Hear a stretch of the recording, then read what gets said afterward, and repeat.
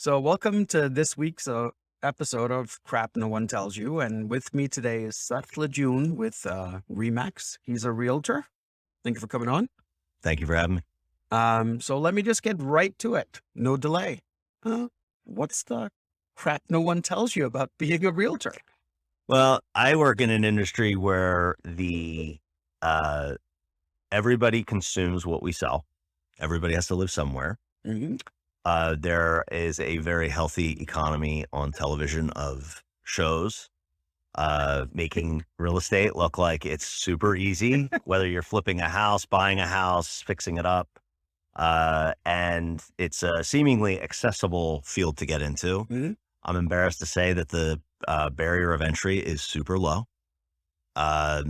You could probably for about $500, you pay some other fees and about 2 weeks of continuing ed, or I'm sorry, not continuing ed, but of licensing classes. You can essentially get licensed to sell real estate in Pennsylvania, and really that's kind of the standard across the country. It's not very hard to get into.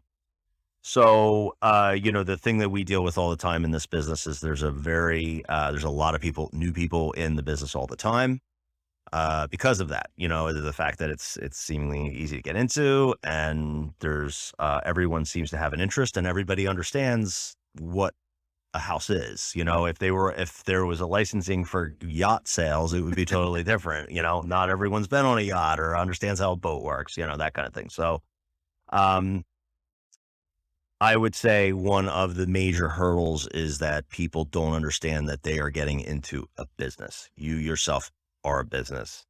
I think a lot of that stems from the idea that they join another business, meaning another brokerage, a company. They Right. say, So explain to people real quick, because I don't think most people understand that real estate is really a multi-tiered business, right? yes, Because you have the brand, you have the broker, you may have a team, and then you may have a realtor, right? correct. Okay. So what happens is Bob goes and gets his license. At that point, the state requires that you hang, quote unquote, your license with a broker. Now that broker can be somebody like a Remax, and it can be somebody like Bob's Realty. It doesn't matter as long as they are licensed to be brokers. So essentially, you have your statement about tiers is correct. You essentially have an overarching company, and then usually under that company is a broker. Okay. So like Remax, I think we're in 75 countries. Under the Remax banner, there are brokers, and they are more experienced realtors who have had to take even more licensing classes. And then as a new agent, you hang your license with those people. Okay. And so what that looks like is up for debate. You can either come in as an independent agent, or you can join like a team or a group. Okay. But so even if you just wanted to be, you know, Bob the realtor, your license still has to sit with the broker. Correct. Because it's very important to the state that there is supervision for all realtors, but especially new ones. So the broker is essentially the person supervising the new realtor. He is the babysitter. Got it. He's the babysitter, but he also runs the office. So they do Got the it. profit and loss and recruit new agents, sometimes fire agents, and they're running their own little business. And sometimes that broker has an ownership stake, and sometimes they're just literally like an office manager, Got it. and they're more the babysitters than anything. The babysitter. The babysitters. Okay. No offense to any brokers. So when I come out, I have my real estate license. I'm all gung ho. I'm ready to go. I go and find, Bob the broker, and I hand him my thing. And then what? I'm assuming this is like most businesses, that you have no clue what you're doing when you get started. Yes. Do you have like a support system? Do you have someone you go to and be like, hey, I need you to kind of show me the ropes? Yes. So good agents and agents that end up being very successful ask those questions. I wish I could say that every agent did that. The real estate process and getting your license is your prototypical school smarts versus street smarts. Okay. So everything you learn in real estate school is important, but it's all very theoretical, and it's legally based. It says, okay, it's a lot of terminology. It's about title. It's about, your contracts. It's about what to do So it's in the more event of, it's more understanding transactions transit. than necessarily becoming a business. Correct. And then the entire game when you get out of real estate school and actually start practicing real estate is building your business. And they don't teach that. I mean, they don't talk about marketing. They don't talk about like running your own business, budgeting, any of that. That's not the purpose of real estate school. The real estate school I believe is the premise of it is to make sure that you don't get like thrown in jail or you don't do anything you're not supposed to do. Got it. All right. The rest of it, and a lot of people come through real estate school not understanding that like you are in business for yourself. Even though you've got a company and you've got a broker, and even if you're on a team, you're still, Bob Smith Realty in terms of like your branding, and you need to make a name for yourself, reach out to people who know, like, and trust you. And that piece is people can have their license for years and it doesn't really occur to them that, they're in business for themselves. Yeah, it's not like you go get a job as a realtor. You are your own little small business entity. Correct. You just happen to be allowed to use a larger name as part of your branding. Yes. Now, a lot of larger names will offer training, they offer guidance, they, offer financial planning, they offer retirement, benefits, that type of thing. And all these brokers none are all the same. So let me just interrupt you. Sure. So now I just came out with my license Mhm. and I'm ready to go and I want to hang my license with a broker.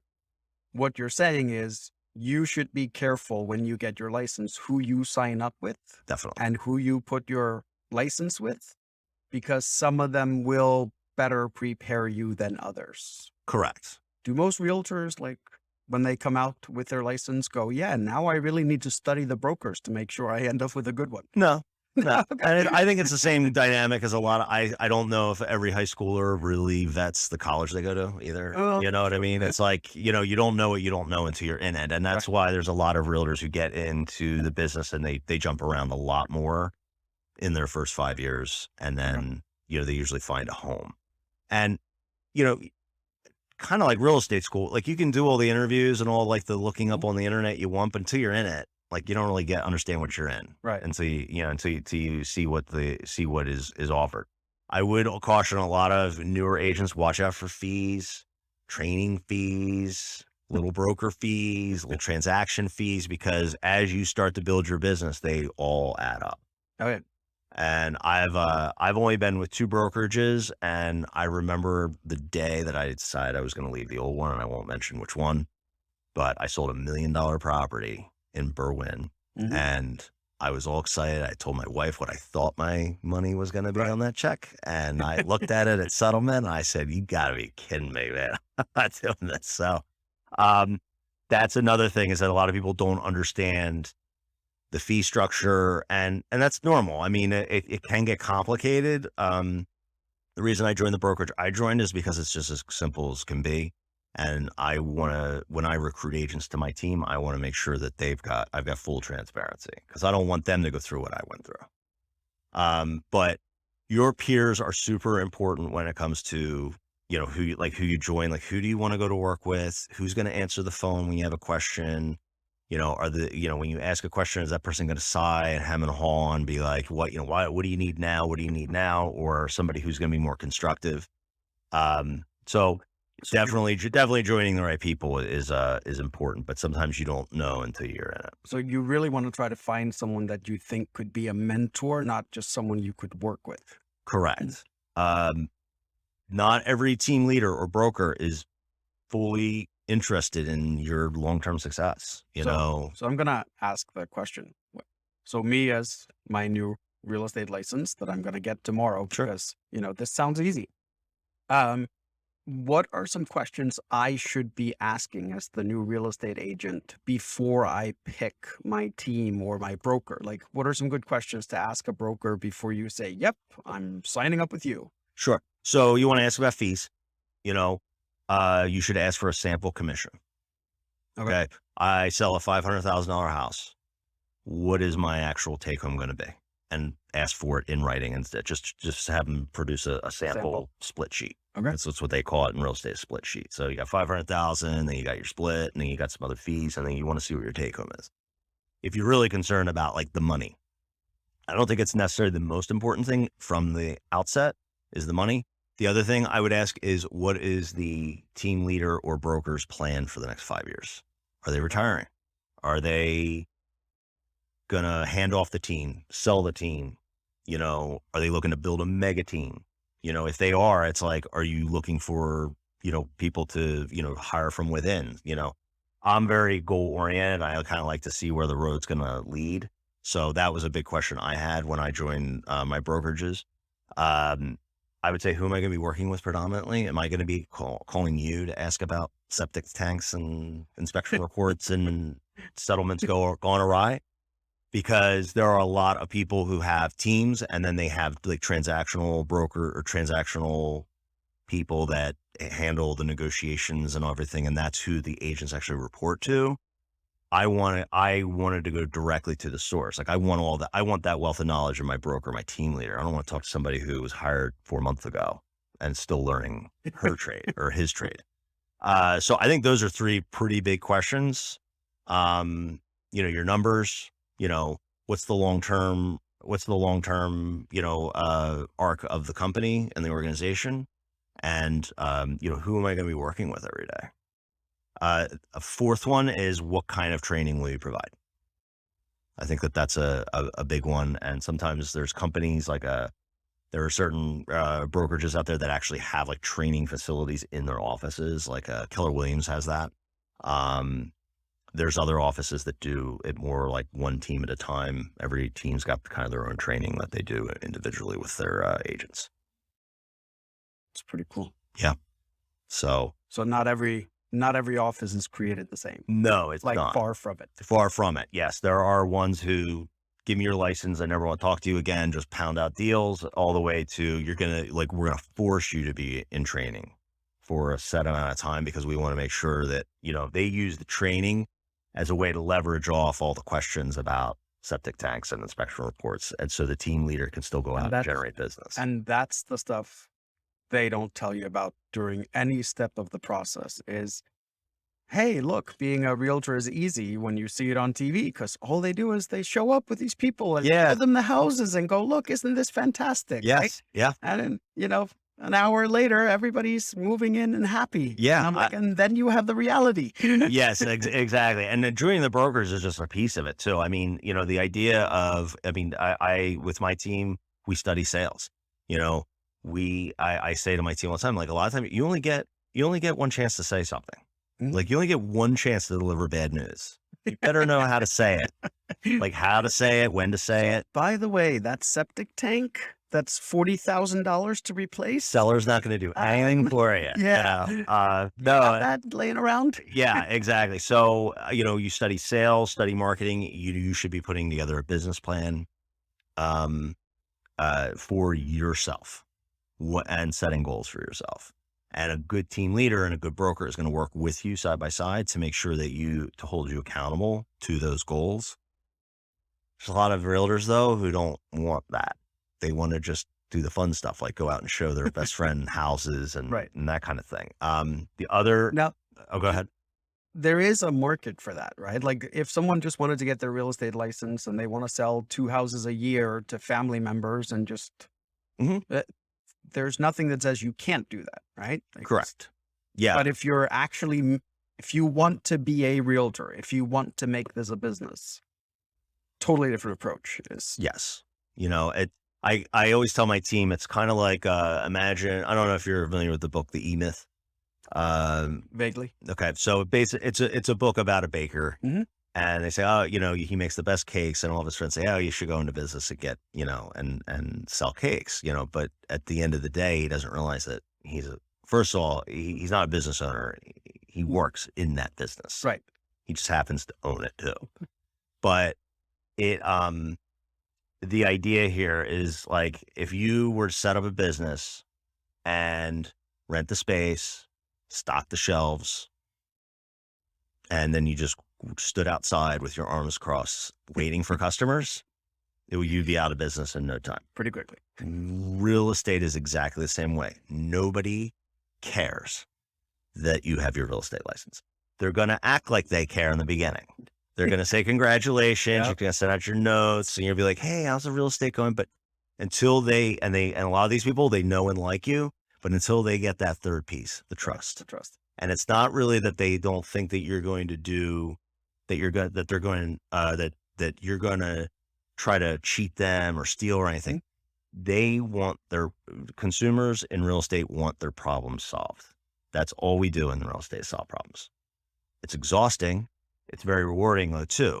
But until that consumer, and that can be your best friend from college, trusts that you have the ability to solve those problems for you in an expeditious and in a financially sound manner, you're going to have a hard time. So the marketing all has to exude trust building, has to show experience, has to show, I tell my newer agents, I say, go out and preview property, take pictures of it and say, hey, I saw this house today. You don't have to talk about that there was no one with you and you have no clients, but it demonstrates that you're out in the field, you're getting experience and that you actually know how to, open a door and show a house. So, well, but it's also, realistically, it's valuable experience for them. It is. You're going out and you may start noticing things that you don't notice until you actually start going out. Correct. What is that brown spot up in that quarter, right? Like, yeah, we definitely need an inspection report here. Yeah. And that's the part I think that real estate agents in general don't get enough credit for. They walk through enough properties that they're starting to realize, yeah, we definitely need to look at this closer. Because I had that happen when I dealt with my realtor, the second house I bought, whatever it was. And I always remember we walked in and we'd been inside the house for, call it 10 minutes. And she looks at me and goes, are you sure you want to look at this house any further? And I'm like, no, I think we're done. Yeah. And then I walked outside and immediately she said something and I was like, oh my God, I didn't even notice that. Yeah. But it was one of those things that unless you are a contractor, unless you've seen this before as the end user, you would have never seen those types of issues. Yes. And so, and yeah, you're absolutely right. You get experience from being out in the field. I have my agents shadow me. They come to settlements, they come to inspections, they come to listing appointments, buyer appointments, all those things, because, school is theoretical. It's in a book and you could read about how to do a listing appointment or, what happens at settlement all day long. But until you actually go do it, it's like any other job. Until you actually go do it and you had on the job experience, right, will you actually have the confidence to go do it yourself? But yeah, that is the main piece. And when I interview agents, like I interview agents all the time and I'm like, this isn't the right fit. They don't know what they want. They don't know what they want their business to look like at all. Like I don't need them to, fine tune, there's 2, 3, 4, 5, but I'm like, do you want to sell 5 houses a year? Or do you want to sell 50? Because those are 2 totally different plans. Yes. Totally different plans. Yes, they are. And if I can't get clarity on that, I don't know that they're necessarily teachable too. If they feel like they know everything because they've watched some Selling Sunset, perhaps. You can learn everything. I know. I think that one's on Bravo. I can't remember. I think it was on one of the episodes we did. We were talking to someone. We're saying, how HGTV and these have ruined the work it takes to do things. Like they'll show you a thing that goes, oh, look, we want to move the sink from here to here. Yeah. And then 5 minutes later, the sink is moved. And you're like, that's 2 days worth. Yeah. Like that does not happen overnight. Yeah. Right? A bunch of husbands sitting there saying, no, honey, I can do that. They YouTube at 8 a.m. They're at Home Depot by 9, back screwing up the house by 10. Oh, yeah. Yep. Calling the plumber by 11 because they're in over their head. Yeah. There's water running everywhere. But there's so many industries where you see that. And I think real estate and, being a realtor is being, honestly, I think it's being, first of all, over glorified. Mm-hmm. Like it's all this glamour and showing houses and out with people and smiling. And I know the last 2 houses I bought, that was nothing like that. No. Nothing. No. And Sunday night at 9:30 and you're waiting for docs. Yeah. And everything expires at midnight. And all you want to do is go to bed. Yeah. and you're thinking about retiring, and it's your fourth time that week thinking about retiring. It is very stressful. The thing I tell all my agents is there's just this always low level of anxiety and stress. Mhm. There, as long as you have deals going on, there's always something that can go wrong, and that you have to have a certain mental makeup to be able to handle that well. Like everyone can handle it, but whether they handle it well, because a lot of that stress and anxiety spills over in other parts of your life, Well, yeah. and that's true with any profession, but with real estate, because these people have trusted you to like move their family. Like we're not talking about a car or like, Right. a TV. We're talking about something where we're uprooting a family and putting them into a new one. And if something falls through, it can have devastating effects, not only logistically, but financially. That's always going to weigh on you. So you have to have kind of that mental makeup. And with experience, you get, you kind of trust your process and you realize you cover more of your bases and you get a little bit. But those first 5 to 10 deals, I mean, I was a wreck. I was a wreck because I care like very much and I didn't want to screw anything up. And not only that, just because of my reputation, I didn't want people being like, I didn't want them sitting there being like, how could you screw this up for me, Seth?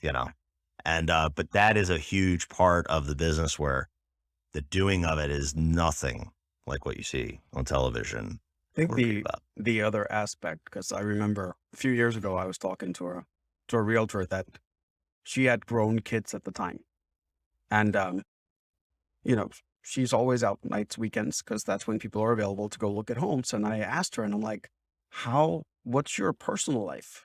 And she kind of giggled, and she's like, well, I've missed almost every birthday party for the last 4 years. Mm. I've missed almost every family dinner for the last 8 years. And I was like, wow, yeah, because the vast majority of you dealing with the client, the showing the houses, the doing all this work happens when other people are off of work. Yeah, we work when people play. Right. And then I was like, oh, so you have free time during the day? And she's like, no, that's when we process paperwork. Yeah, yeah, yeah. And I was like, so you do a full-time job during the day and then you do a part-time job at night. So you're basically looking at 10 to 12-hour days every day because But let me ask you something. Did she say it as a badge of honor, or did she say it like kind of begrudgingly and embarrassing? no, she wasn't. She loves real estate. She's like, I wouldn't have traded this for anything. Yeah. Right. Okay. So she loved that part of it. She loves the relationship portion, the taking the clients out and doing all that at night. I'm glad to hear that because if she's missing birthday No, no, parties, yeah. Begrudgingly, it sounded like the paperwork portion, Well, but you can hire assistants and stuff yeah. too to Yeah, and that's absolutely right. The overworked solopreneur agent is the number one model in the United States, and it's a tragedy because if people have admins, they can get rid of a lot of the processing admin work. I don't know if you're familiar with the DISC test, but all my agents get a DISC, and it's basically you're introverted or Yep. extroverted, you're people oriented or task oriented, Right. and the admins are the absolute opposite of me. I am a people person. I like to talk. I like to be heard. I like weighing in on things, and I like big ideas, but I don't like the Excel spreadsheets needed to implement most of them. Correct. So, and that is and I explain this to my newer agents, is that the most successful agents in the world across all cultures, across all nations, Mhm. almost always are in that extroverted, people-oriented space, because organization only gets you so far, but you really need to be able to go out and hunt, find business, be able to convince people, influence people, get deals done, that type of thing. Those people are, like I said, are the most successful. So it's a natural transition where you're that solopreneur. The first hire that you make is that admin to take all that paperwork and knucklehead stuff off your plate. So you're not constantly going back to it, and you can keep going forward. And so as a team leader, that's like me on steroids. Now I have people doing all my admin work basically. And I'm not only finding business, but I'm also training and building like a large So organization. the funny thing is, I had a very similar conversation with a financial advisor Okay. who said, admin work that doesn't require a license, Mhm. I have someone else do it so that I can do what I need to do to keep growing the business. Yep. Which is essentially what you're saying is Yes. get someone to do the tedious stuff that most people that fall on your spectrum Yeah. aren't necessarily well, first of all, don't enjoy. Yeah. And secondly, often aren't very good at because we overlook some little things. Yeah. The little things in real estate matter a lot. Yes, they do. I always talk to people about what's your highest and best use. So I have agents who are on that administrative spectrum Mhm. and they like getting deals and then they like babysitting them, but they're also not the people who are talking about wanting to make 200 grand a year. Right. They're happy making 50, 60, 70 grand a year. And that's totally fine. And so those aren't the people I'm calling on Sunday morning. Like, did you get the contract? The people who are in the high D, high I, which are like myself, who are, more extroverted. Yeah, their highest and best use is not doing paperwork. It's not babysitting projects. It's not filling out Excel spreadsheets. It's going out and being on the sidelines of soccer fields, talking to the people that they know and trying to find business. But what you just said is kind of interesting is you, as a realtor, you can really choose, you can almost choose your balance, right? Like you can say, I just want to make 60 grand a year. And then you back the math in and go, okay, I have to sell 6 houses or 8 houses, whatever it is, right? Yep. If you are more money driven, you go, I want to be the $500,000 a year. Well, back into that. Now Yeah. you need to sell 50 houses and 5 of them have to be $1 million plus deals, right? Yep. So it's kind of unique with real estate. And I think financially, there's a couple of industries that are like this, but you don't have to be the goal driven, go make $500,000 a year. You could be, I just want to make 45 grand and have more free time. Yeah. Right. Like that's the cool thing I think about the real estate industry is that there's room for everyone. Right? Yes, Like there is. And there's a role for everybody. And I'm before the realtors come out of the woodwork with pitchforks and torches. Just because you're administratively minded and you're introvert does not mean you cannot be wildly successful. Generally, though, salesmen in general across all business are usually the highest paid people in an organization. The other thing to be said too is CEOs usually are from the sales divisions Mhm. or management, but they're leaders too. So they have that kind of high people oriented inclination. Right. Very rarely does the CFO or the accountant or the bookkeeper or the controller end up going and rising to the top of an organization and like leading people. It just is. I mean, generally that's the case. So those people I just mentioned are very administratively minded. They like, dotting I's and crossing T's. But I have, ironically though, the second highest producing agent on my team is very administratively minded, but she's been in this business for a long time and she's done a great job of building relationships. Right. So it's not a one size fits all. I don't pigeonhole my agents, but from a management standpoint, I try to find out who they are so I can manage them well. And like I said, administrative people don't want to be called 5 times a day. I have people on my team. They're like, call me. As soon as I come into your brain, call me because I want to be pushed and held accountable. But those are the DI, those are the highly extroverted people. That's pretty cool. So I would say to someone getting their license, understand who you are. You can usually take a DISC test. I think it's actually a fascinating, DISC test is basically personality. Just to see who they are. And, but again, your point's well taken where it's a big tent. If you find the right ecosystem and the right environment, you can be successful in real estate. Sky's the limit. And that's why I got into it, is because I could do it. It's a kind of my own thing. There's no limit. There's no ceiling. So how many hours do you spend on your business? With the realtor hat on, how many hours in any given week does that hat stay on? In terms of like actually doing the work or on or in the business? Like on it, like the back end, Yep. or in it, like going out showing houses? Both. Both.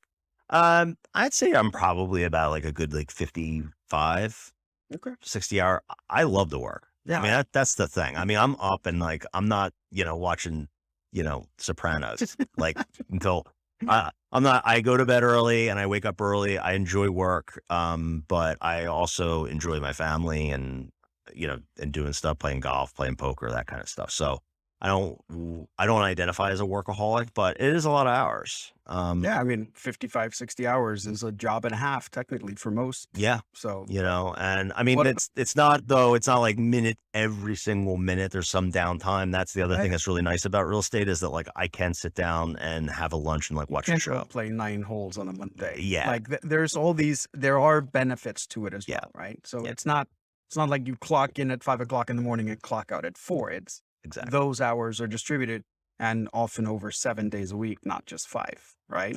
Very much 7 days a week. Right. Yeah. So do you have any real estate agents that treat it more like almost like a lifestyle business where they may only work 20, 30 hours and just make enough? Like they may be a mom or they may be like, they don't need the income full time. So Yeah. they take it on as like a part. Yeah. So part-time agents, I have some part-time agents on my team, but they strive to be full-time. Okay. So they're taking the actions necessary to eventually fill up their entire day with real estate activities. So they're just doing this temporarily now part time with the goal to transition. Yeah. So a lot of times what'll happen is they're transitioning out of another job. And you can do real estate part-time, even with a 40-hour work week. You can still, because on nights and weekends, you can still service. And who are we kidding? 40-hour work week isn't really a 40-hour work week. People are not chained to their desk every minute of every day. And a lot of people are looking to do the transition. Some people financially cannot afford to just leave their job and start, because commission sales, like you should think about 6 months before you even see a commission.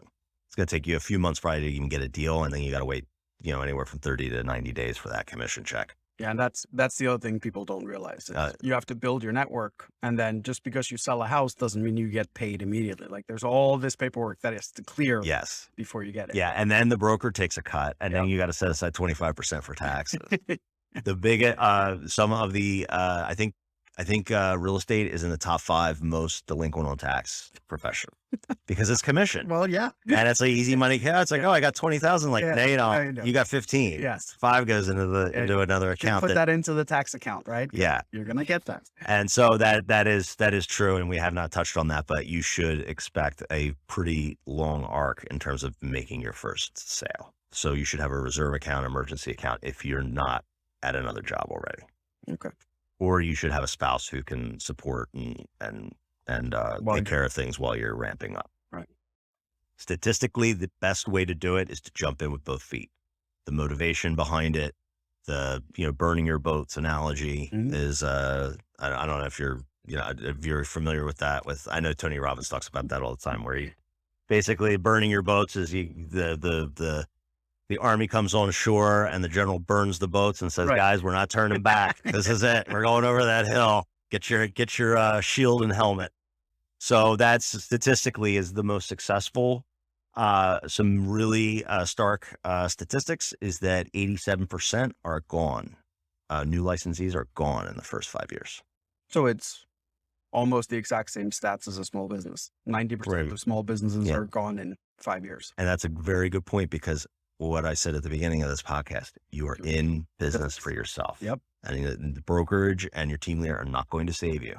They're going to tell you they're gonna, because they want you there, but they're not going to. The most successful agents are the ones who think of themselves as an independent, because you are an independent contractor. You should be focusing on your own deals, your own sphere, and sphere meaning the people who know and like you, and getting them in those first few months to trust you is how people start calling and be like, hey, Bob and I talked last night. We're thinking about moving. Can you help us out? And that's like, when you're a new agent, that's like the call of a lifetime. I still remember the guy who called me the first time. He's like, yeah, Alex and I are, thinking about moving, and we're getting out of Roxborough, and I was like, let's do it. Let's do it. Can we do it tomorrow morning? So, but yeah, that's, it's a very hard business. It's very rewarding. You'll get to a point where, hopefully when you get into it, you'll get to a point where it is, you'll have too much business. And at that point, you need to make a decision. You either partner with somebody to handle your leads, you build a team, or you just decide like, this is my bandwidth and this is what I want. And then, you have to throw away some of the business that comes your way. Right. So Send it to someone else. all good problems to have. But you got to work Send hard it to to get the there. new guy that just got his license. That's right. Yeah, you can do that. So, and that's what happened to me in 2018. I got to the point where my wife's like, "You're not going out again." Like Saturday morning at 8 a.m. She's like, "You're not leaving again, are you?" I was like, "Yes, I am." And she said, "Something's got to change here." Uh-huh. So I started a team. I now have like 8, 9 agents under me, and we cover a very large geographic area because my network covers a very large geographic area. But that's how I've been able to leverage and help even more people is by starting a team. So I'm happy with it so far. That's awesome. Yeah. Well, thank you for coming on. Sure. We may have to bring you back to talk about some of this stuff in more detail. Yeah. But thank you everyone for listening, and we will be back next week.